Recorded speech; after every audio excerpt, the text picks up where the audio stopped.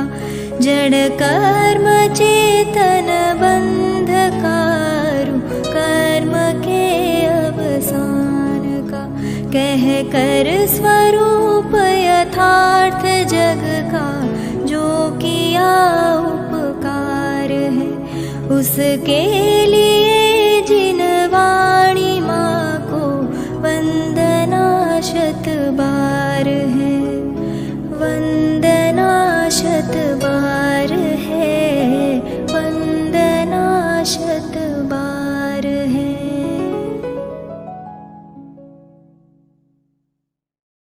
इतनी उत्सुकता थी लोगों में तत्व ज्ञान की, पिन ड्रॉप साइलेंस के साथ ऐसी गहरी तत्व चर्चा को सुनने के लिए देश के कोने कोने से ही नहीं, विदेशों तक से, शिकागो और लॉस एंजल्स तक से लोग भागे भागे आएंगे, जानना चाहेंगे कि जिनवाणी क्या कहती है।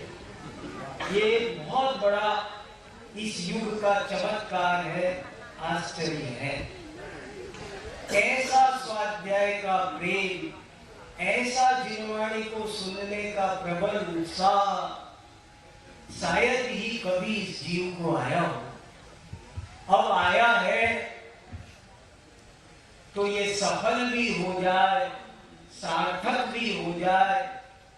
जिस जिनवाणी को समझने के लिए हम इतने उत्साहित हैं, अनुराग जगा, ये अच्छी बात है, लेकिन ये अनुराग सफल हो जाए, जिनवाणी हमें समझ में आ जाए, शास्त्रों के वचन हमें समझ में आ जाए, इसके लिए हम क्या करें, ये मैं बहुत सोचता हूं।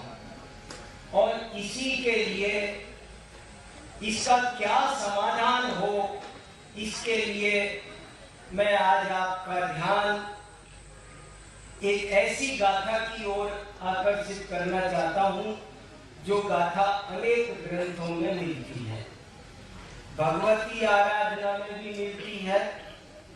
गोमट्ट सार जीव कांड में भगवती आराधना 1193, गोमट्ट सार जीव कांड गाथा 222, 23, 224, मूलाचार गाथा 308 और राजवार्तिक में भी ये प्रकरण प्रथम अध्याय के 20वें सूत्र के 12वें वार्तिक में आया है।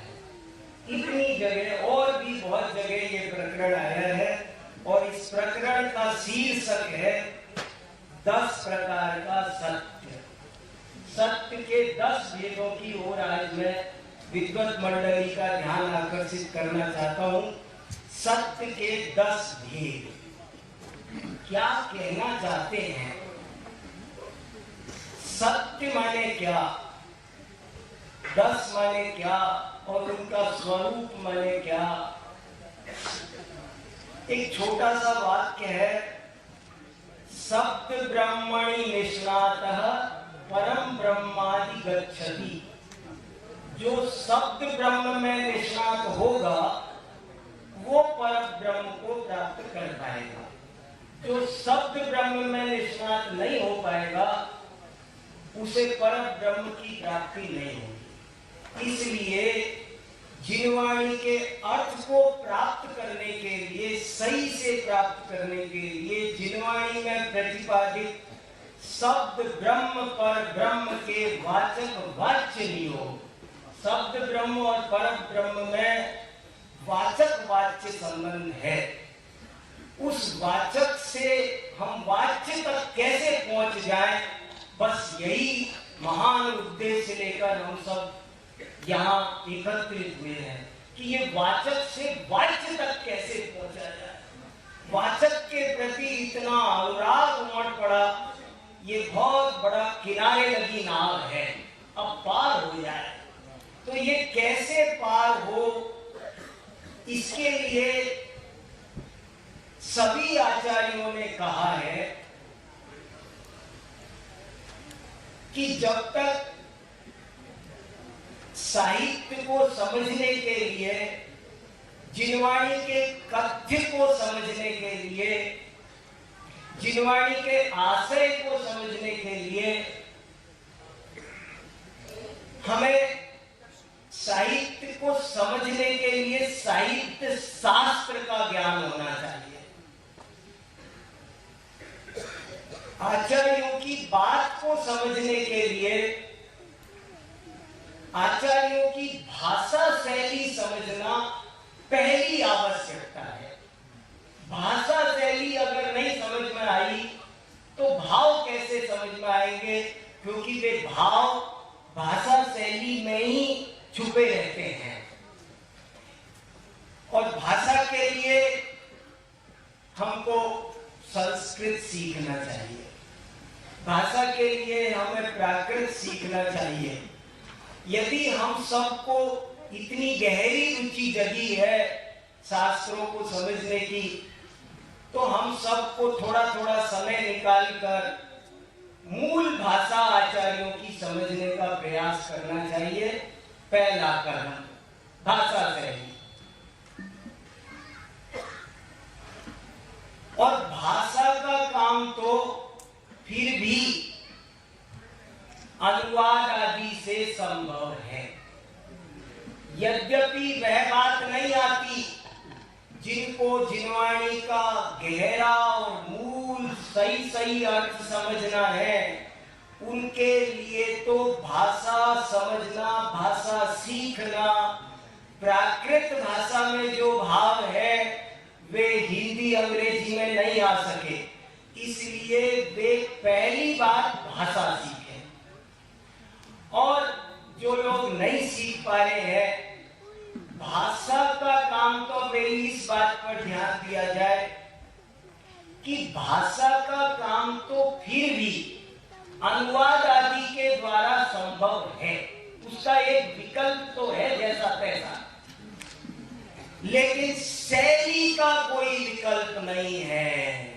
शैली तो हमें समझनी ही पड़ेगी। और आचार्यों ने शैली को समझाने के लिए प्रमाण, नय, निक्षेप, अनेकांतवाद, स्यादवाद, सप्तभंगी तरंगणी, आधा साहित्य तो साहित्य को समझाने के लिए है। आगे से बात तो जरा सी है, उस जरा सी बात को 10% बात को आधा भी मैंने शायद कम बोला, 90% साहित्य तो साहित्य की शैली को समझाने के लिए समर्पित है। इसलिए हमें शैली समझनी चाहिए कि वो बात कहां क्या कही जा रही है। अब जरा देखिए, सत्य के 10 भेद, इसका हेडिंग है गाथा का सत्य के 10 भेद। तो सत्य के सत्य माने क्या? कोई के सत्य तो हम सब जानते, कालबोध पाठमाला में पढ़ा हुआ है। 5 पाप होते हैं, 5 उनके त्याग रूप व्रत होते हैं। तो पाप का नाम है असत्य और व्रत का नाम है सत्य। जैसा हो वैसा कहना, सत्य शब्द सत्ता से बना है, जैसा है वैसा कहो। लेकिन आप सर्वार्थ सिद्धि उठा के पढ़ो और वहां सत्य शब्द का अर्थ व्याख्यान पढ़ो, असत अविधानम अनृतम। तो सत्य की परिभाषा सुनो आप सर्वार्थ सिद्धि में। सर्वार्थ सिद्धि माने पूज्य पादस्य लक्षणम। लक्षण के मामले में कोई शिरोमणि हुआ है तो पूज्यपाद है। उन पूज्यपाद महाराज से पूछा सत्य की परिभाषा बताओ। वो सब आचार्यों ने कहा सत्य बोलो। सत्य क्या बोले, कैसे बोले, सत्य माने क्या? समंत भद्र महाराज से पूछा कि महाराज सत्य बोले, तो उन्होंने मना किया, कभी मत बोलना। सत्यमपि विपदे, सत्य बोलोगे तो विपत्ति में पड़ जाओगे। सत्यमपि विपदे, सत्य बोलोगे तो विपत्ति में पड़ जाओगे। सत्य कभी मत बोलना, बहुत खतरनाक काम है। घर में घुसना भारी हो जाएगा। सत्य नहीं बोलना, सत्यमपि विपदे। तो फिर सब आचार्यों ने तो कहा सत्य बोलो, सारी दुनिया उपदेश दे रही है, जैसा है वैसा बोलो। तो चलते हैं हम सर्वार्थ सिद्धिकार के पास में। महाराज आप बताओ, वो तो कह रहे थे सत्य बोलो, वो कह रहे हैं सत्य मत बोलो, क्या करना? तो पूज्यपाद आचार्य लिखते हैं, सुनो ध्यान से। सत शब्दो नात्र अस्तित्ववाचक, सत शब्दोत्र प्रशंसावाचक। क्या बात है, वो कमाल कर दिया। सत शब्दो नात्र अस्तित्ववाचक, सत शब्दो अत्र प्रशंसावाचक। सत्य में सत शब्द सत्ता का वाचक नहीं है, अस्तित्व का वाचक नहीं है, सत शब्द प्रशंसा का वाचक है। क्या आशय महाराज? आशय ये है कि जैसा है वैसा बोलना चाहिए, ये जिनवाणी का उपदेश नहीं है। जैसा बोलना चाहिए वैसा बोलो, ये अर्थ है। हित मित प्रिय बोलो, सत्य भी हो पर हित मित प्रिय ना हो तो नहीं बोलना चाहिए, वो असत्य है। पंडित टोडरमल जी साहब ने मोक्ष मार्ग प्रकाशक पेज नंबर 281 पर इस चीज का बहुत अच्छा खुलासा किया है। पूरा पेज है कि झूठा भी, शास्त्र में ऐसे झूठे कथन लिखे हैं, बोले झूठा भी हो पर अन्यथा प्रयोजन का पोषण करे, झूठा भी हो पर सही प्रयोजन का पोषण करे तो उसे झूठ नहीं कहते, और सत्य भी हो और झूठ प्रयोजन का पोषण करे तो उसे सत्य नहीं कहते, झूठ कहते हैं। सत्यमपि विपदे, सत्य बोलना नहीं। कैसे कैसे मीनिंग है? महात्मा गांधी ने किताब लिखी सत्य के प्रयोग, उसमें शुरुआत यहां से की, पूर्ण सत्य बोला ही नहीं जा सकता, कोई बोल ही नहीं सकता। जब भी कोई बोलेगा तो वो 2 नंबर का सत्य बोलेगा। अरे आपसे पूछो आम कैसा, कोई बता सकता है? अभी कितने बजे हैं, कोई बता सकता है? जब भी आपसे आप पूर्ण सत्य बोल ही नहीं सकते, बोलना संभव ही नहीं है, असंभव। जो भी बोला जाएगा वो 2 नंबर का सत्य होगा। 2 नंबर का समझ गए?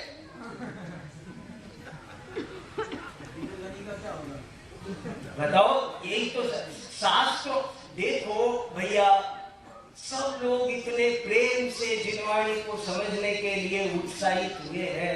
ये जिनवाणी हमें समझ में आ जाए, शास्त्रों का अभिप्राय समझ में आ जाए। साहित्य को समझने के लिए साहित्य को वही सही और अच्छे से समझ पाएगा जो साहित्य शास्त्र जानता हो।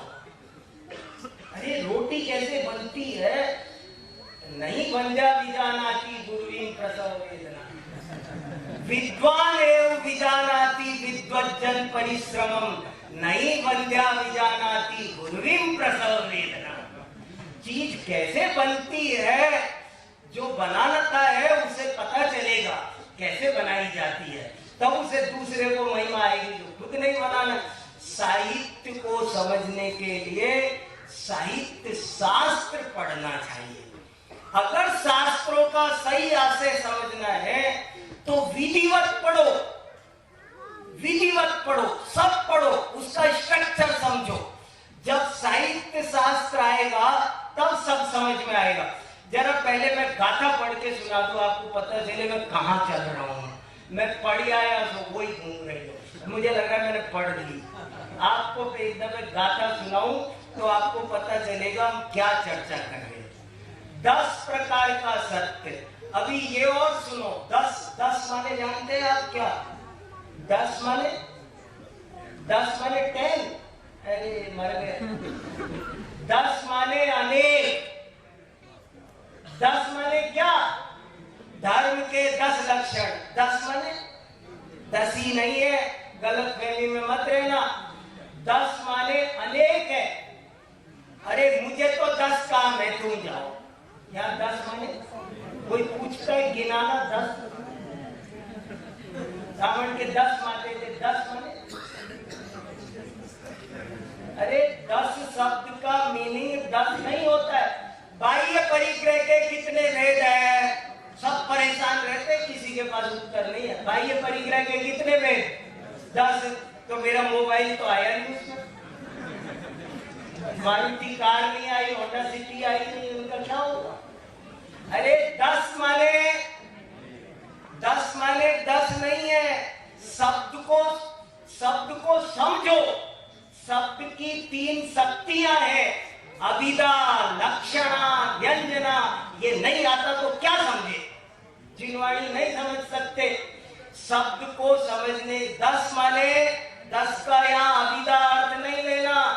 अभिधा, लक्षणा, व्यंजना 3। और आपको एक गजब की बात बता दूं, साहित्य विद्वान लोग लिखते हैं और ऐसा लिखा है, जो अभिधा में साहित्य लिखा जाए वो अधम है, जो लक्षणा में लिखा जाए वो मध्यम है, और जो व्यंजना में लिखा जाए वो उत्कृष्ट काव्य है। कोई साहित्य शास्त्र पढ़ा होगा वो कहेगा मैं सही बता रहा हूं। अरे साहित्य शास्त्र का कायदा है ये। साहित्य शास्त्र शब्द की 3 शक्तियां हैं, अभिधा शक्ति, लक्षणा शक्ति और व्यंजना शक्ति। सबको समझ में आ जाए, एक उदाहरण दे दूं। सब लोग अपने सब साधर्मी भाई बैठे हैं। अभिधा, लक्षणा, व्यंजना का क्या मतलब होता है? एक तो शब्द का सीधा सीधा अर्थ होता है, उसको कहते हैं अभिधा। और जब वो अर्थ नहीं होता, उसका कोई लक्षण होता है तो उसको लक्षणा शक्ति कहते हैं। और जब लक्षण भी नहीं होता, कोई और ही व्यंग्य होता है तो उसका अर्थ व्यंजना होता है। उदाहरण के तौर पर एक ही उदाहरण, जैसे गंगा। हर शब्द के 3 मीनिंग होते हैं, हर शब्द के। जितने डिक्शनरी में शब्द है सबके 3 मीनिंग है। एक का नाम है, एक अर्थ है अभिधा, एक होता है लक्षणा, एक होता है व्यंजना। गंगा शब्द के 3 अर्थ है। गंगा का अभिधा अर्थ गंगा नदी है, लेकिन लक्षणा अर्थ उनके घर में गंगा बह रही है। मैं कहूं अजीत जी के घर में गंगा बह रही है, तो अजीत जी के घर में गंगा बह रही है, उनके घर में होके निकल रही होगी गंगा। ये अभिधा प्रयोग नहीं है, ये लक्षणा प्रयोग है। गंगा का मतलब है शीतलता, पवित्रता। भाई साहब के घर में पवित्रता है, शीतलता है, तो कहा जाएगा कि भैया गंगा में। और व्यंजना कैसी होती है कि उल्टा काम हो रहा है, घर में बहुत अशांति हो रही है, गंदगी हो रही है, तुमने तो हमारे घर में गंगा बहा रखी है भैया, तुमसे क्या बोले। ये गंगा व्यंजना अर्थ है। उल्टा अर्थ, माँ बच्चे को कह रही है और 100 देखिया। 100 देखिया का क्या अर्थ है? अभिधा है? अभिधा नहीं है। अगर हम शास्त्रों को पढ़ना समझना चाहते हैं मित्रों, तो हमको अभिधा, लक्षणा, व्यंजना पढ़नी पड़ेगी। हमें अलंकार शास्त्र, साहित्य शास्त्र, वक्रोक्ति, सब संधि, समास, ये सब थोड़ा थोड़ा पढ़ना पड़ेगा। उसके बिना काम नहीं चलने वाला। एक श्लोक है बहुत अच्छा, अब थोड़ी पढ़ाई शुरू कर दो। श्रमण संस्कृति के उपासक, श्रम से जी नहीं चुराना चाहिए, श्रम करो। अगर जिनवाणी का अर्थ समझना है तो विधिवत पढ़ो, परिभाषा सीखो। लक्षण पहले, उद्देश्य, लक्षण निर्देश, परीक्षा, सब चीजें विधिवत सीखो। एक बड़ा सुंदर श्लोक है, बिना व्याकरणेन अंध बधिर कोश वर्जित अलंकारम बिना पंगु मूकस्तर्क विवर्जिता। जो व्याकरण नहीं जानता वो अंधा है, उसे दिखता ही नहीं क्या लिखा है। शब्द का जो जब तक उसकी धातु न जाने, प्रकृति न जाने, वो शब्द नंगा ही नहीं होता। अरे वो शब्द नहीं खोलता था, क्या उसका मीनिंग है? वो शब्द खोलना हो तो धातु बिना व्याकरणेन अंधा, व्याकरण नहीं पढ़ी तो अंधा। बधिरा कोश वर्जिता, शब्द कोश जिसे नहीं आता वो बधिर है, वो बहरा है। शब्द कोश का ज्ञान होना बहुत जरूरी है। विद्वानों को तो खासकर शब्द कोश का भंडार जबरदस्त होना चाहिए। एक आचार्य ने उदाहरण दिया कि जिस महिला के बाल नहीं हो वो क्या जूड़ा बनाएगी, ऐसे ही जिस वक्ता के पास में शब्द भंडार नहीं हो वो क्या वक्तृत्व करेगा। इसलिए जैसे राजा के पास कोश होता है, ऐसे विद्वान के पास भी शब्द कोश होना चाहिए। व्याकरणेन बिना व्याकरणेन अंधा बधिर कोश वर्जित अलंकारम बिना पंगु मूकस्तर्क विवर्जिता। न्याय शास्त्र नहीं पढ़े तो चुप बैठो, मूक है वो।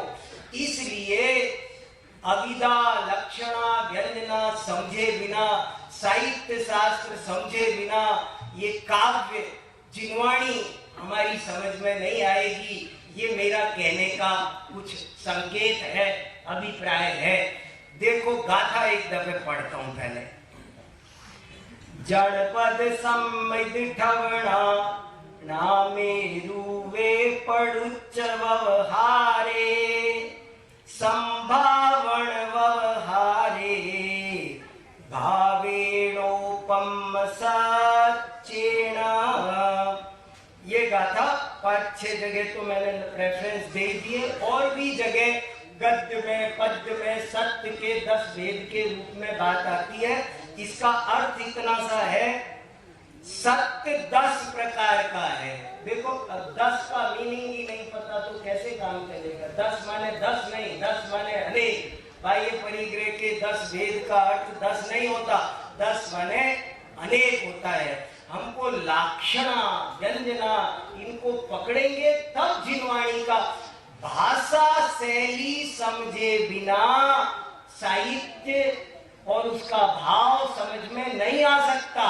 और भाषा का तो कदाचित कुछ किंचित विकल्प अनुवाद आदि है, लेकिन शैली का कोई विकल्प नहीं है। इसलिए आचार्यों ने शैली को समझाने के लिए जितनी जिनवाणी उपलब्ध है उसका आधे से ज्यादा साहित्य सिर्फ उसकी शैली समझाने के लिए समर्पित है कि समझ में तो आ जाए शैली क्या स्टाइल है उसकी। तो 10 प्रकार के सत्यों के नाम और मीनिंग सुनो। साधु वचनम सत्यम भी एक जगह लिखा है, वो प्रकरण चला गया। चलो, जनपद सत्य, सत्य का एक वेद है जनपद सत्य। देखो कैसा कैसा सत्य होता है। अगर आप यहाँ भोजन करते समय मीठा मांगोगे तो पूरा परोसा जाएगा, लेकिन अहमदाबाद में मांगोगे तो नमक मार। अब ये लो जी, मीठा शब्द का मीनिंग बदल गया। कैसे बदल गया? अब ये जनपद सत्य है तो कौन कब किस क्षेत्र काल परिस्थिति में कब कहां आचार्य पाखंडी नाम। अब पाखंडी लिखा समय सार में पाखंडी शब्द आया है। की लिंगाणी पाखंडी लिंगाणी, तो पाखंडी लिंग माने पाखंडी माने पापम खंडयति मुनिराज दिगंबर मुनिराज को वहां पाखंडी का। अब आज के साहित्य में पाखंडी का अर्थ, पहले साहस शब्द का अर्थ होता था जो चोरी कर ले, व्यभिचार कर ले, जो गलत काम करने की हिम्मत करे उसको साहसी कहते थे। अब आप मेरा अभिनंदन करो या बोलो साहसी, मैं खुश होऊंगा।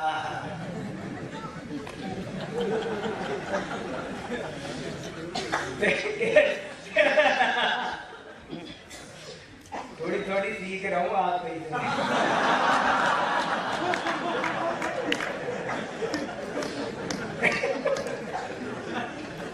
सब अपन कैसे बैठे हैं ना एक परिवार की तरह, इसका आनंद से। जनपद सत्य, सम्मति सत्य। अब सुनो, सम्मति सत्य। सम्मति सत्य का मतलब क्या है? जो सर्वसम्मति जिसकी चलती हो वो भी सत्य सत्य है। जैसे राजा की स्त्री को देवी कहने का रिवाज हो किसी देश में, तो तुम भी कहो। अब घबराओ नहीं कि मैं कैसे देवी बोलूं, वो कौन सी देवी है, भवनवासी की व्यंतर, दिमाग नहीं मारना। नेपाल में देवी होती है, नेपाल जो जानते हैं, नेपाल में देवी होती है। नेपाल में देवी माने एक कन्या को वहां देवी बनाया जाता है। पूरा राज्य, नेपाल राज्य सेलेक्ट करता है, तो अब उसे देवी बोलने में क्या दिक्कत है? हमारे यहाँ बड़ी मुश्किल है, हम चीजों को जब समझते नहीं है तो जगह जगह कले भी होती है, कले भी होती है। हम किसी विवक्षा से बात कही होती है और किसी विवक्षा से बात समझते हैं। तो कहीं जनपद सत्य, सम्मति सत्य, स्थापना सत्य। महावीर स्वामी की प्रतिमा है और बोले ये महावीर स्वामी है।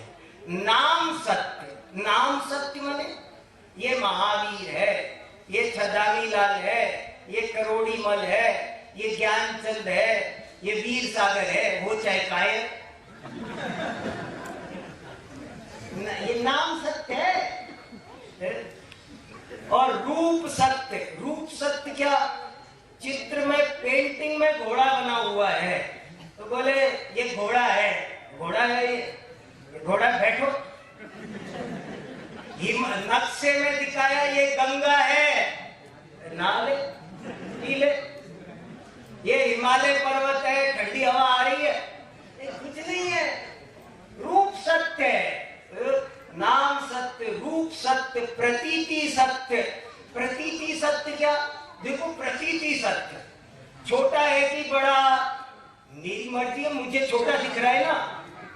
प्रतीति सत्य, मुझे छोटा दिख रहा है, ये गिलास मुझे खाली दिख रहा है, तुम्हें भरा दिख रहा है, क्या प्रॉब्लम है? प्रतीति सत्य, सब चलेगा। सर्वांतवत् तद्गुण मुख्य कल्पम, यदि मुख्य गुण गौण कर दिया सब चलेगा।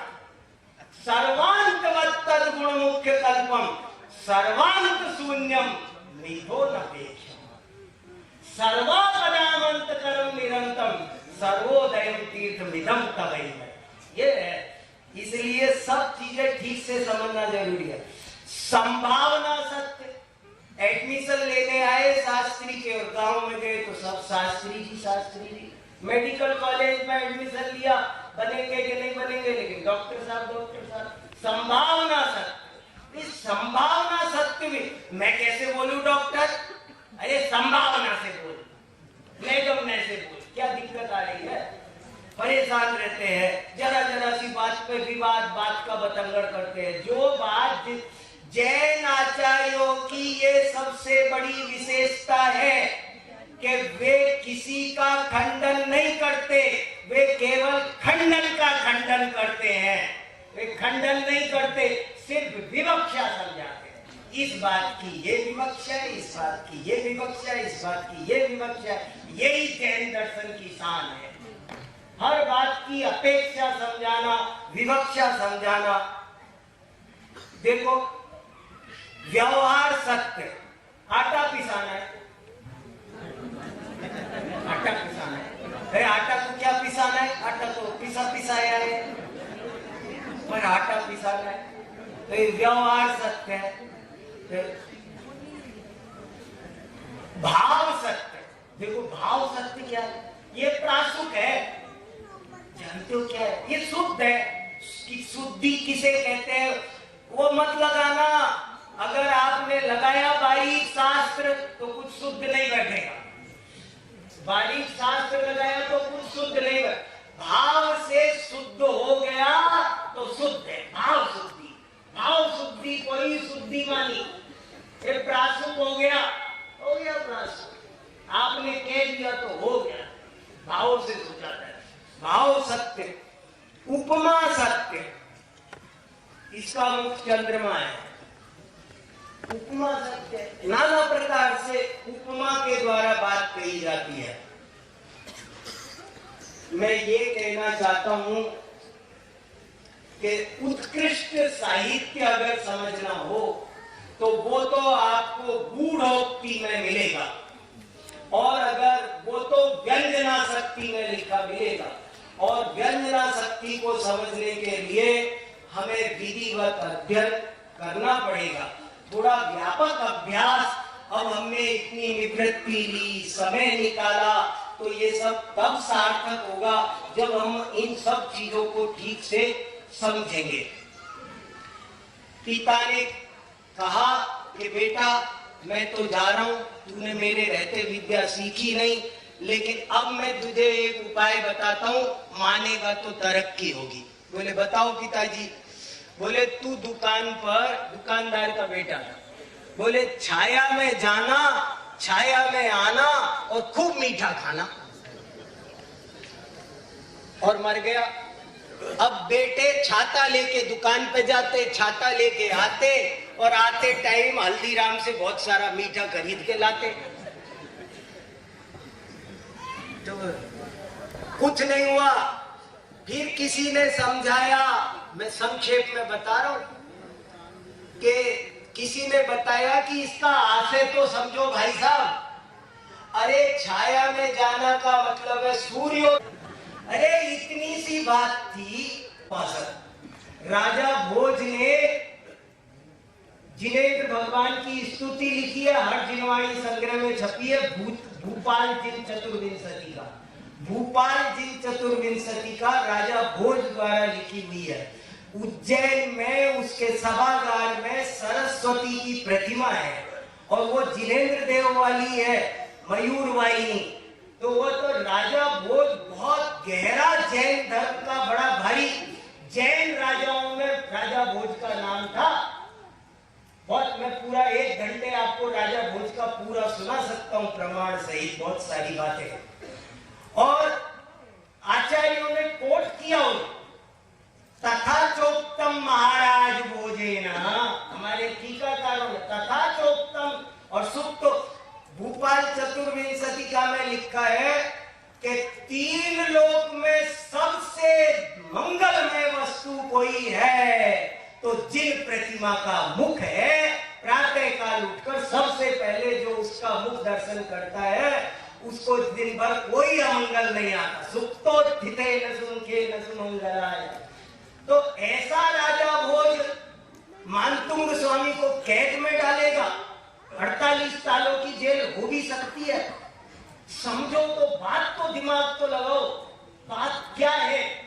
अरे भैया बात ये हुई होगी कि राजा भोज के, देखो राजा भोज का जो पीरियड है, जो भक्तांबर स्तोत्र का रचना का पीरियड है, वो देश में दर्शन शास्त्र की दृष्टि से गोल्डन पीरियड है, स्वर्ण युग है। उस समय हमारे देश में वो जो भी 8वीं 9वीं 10वीं का 300-400 साल का पीरियड लगा लो, विवाद में मैं नहीं पढ़ता, पर उस 300 साल का पीरियड ले लो लंबा। उस समय हमारे देश में बहुत शांति थी, न मुगलों का आक्रमण न अंग्रेजों का आक्रमण, और राजाओं के पास भी कोई काम नहीं था।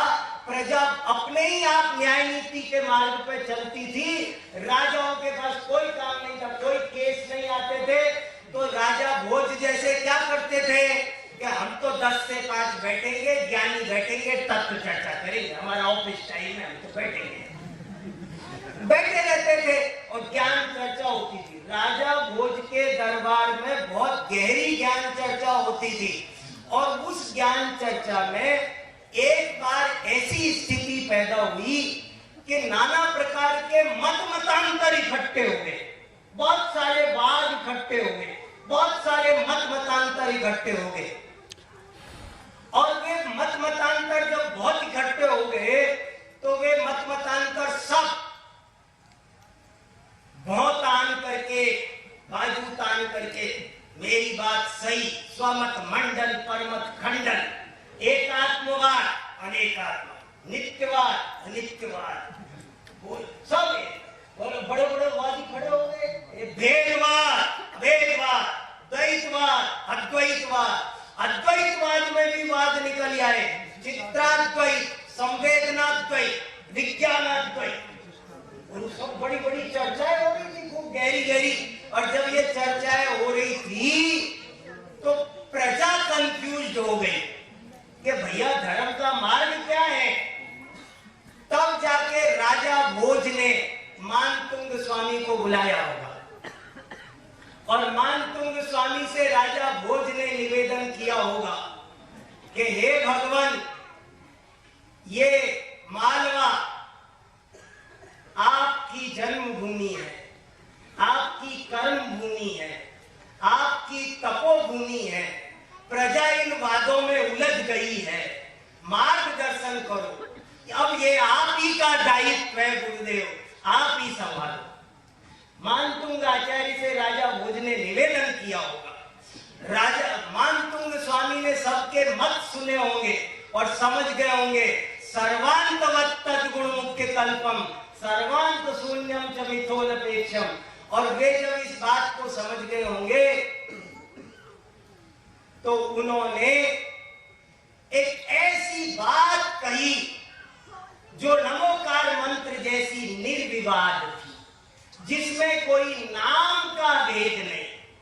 कुछ भी कहो, जो शुद्ध है, बुद्ध है, कोई पूज्य है, एक ऐसा सुंदर स्वरूप खींचा उन्होंने कि सबसे वो भक्तांबर तैयार होने के बाद राजा भोज ने सारे दार्शनिकों को दिखाया होगा कि आप लोग देखो, और सबने कहा होगा इसमें हमें क्या आपत्ति है, ये तो बात एकदम सीधी सच्ची है, वीतराग होना चाहिए, राग द्वेष बुरे हैं, ये दो टप्पे की बात मानने में क्या दिक्कत है, बोले यही तो बात है।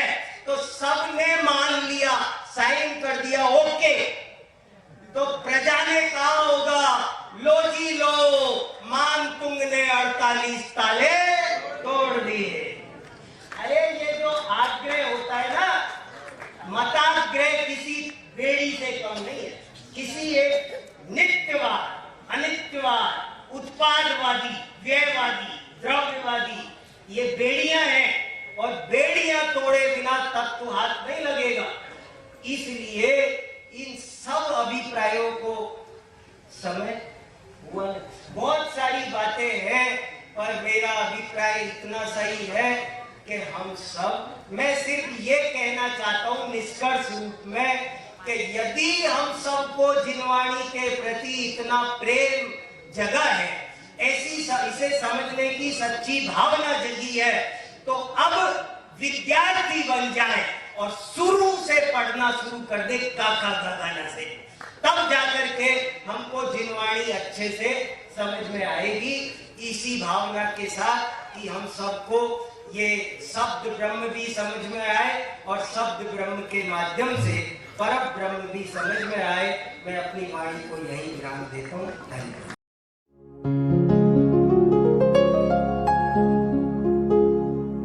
निज निधि निज में बताए, यह अनंत उपकार है उसके लिए जिन वाणी माँ को वंदना शत बार है, वंदना शत बार है, वंदना शत बार है।